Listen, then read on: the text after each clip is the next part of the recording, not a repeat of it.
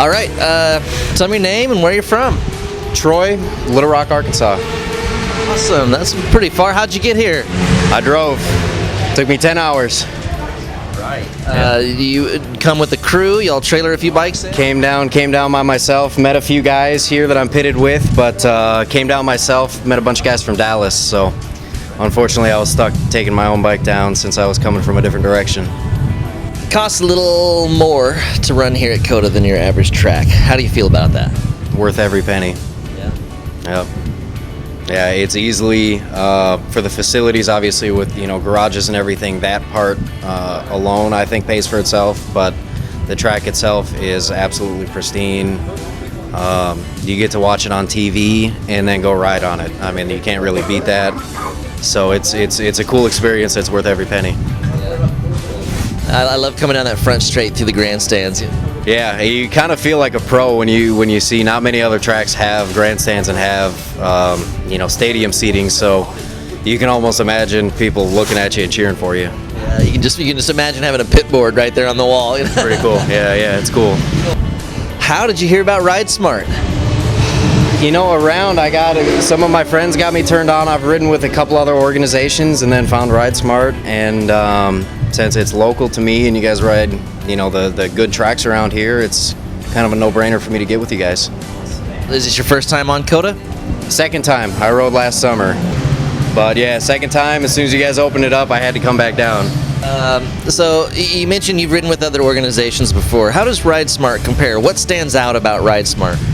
Ride Smart's all about the experience. It's all about the safety and making sure that every single person, no matter if it's your first time on a track or your 100th time on a track, it's all about making sure that you have a lot of fun and you're safe and you go home with a shiny bike and you go home with a big smile on your face. Yeah. Have you had any of the instruction? How's your classroom time? Are you getting your questions answered? And are you focusing on anything in particular? Absolutely, classroom's always good. I'm riding the intermediate group, the level 2 group, so we have classroom after every session, and really they focus on certain corners, and then we'll take questions for you afterwards. So if if you're struggling in a certain area or you don't know where to brake or anything like that, there's always control riders and other coaches that'll help you, get a little more confident and have a little more fun that next session. Oh yeah. You were talking about the experience. We're kind of trying to gauge this against life experiences. All the bucket list type of things. The things you remember. How does riding here at Circuit of the Americas rank on your list? Circuit of the Americas is by far one of the most fun. Actually, it is the most fun track that I've ever been on.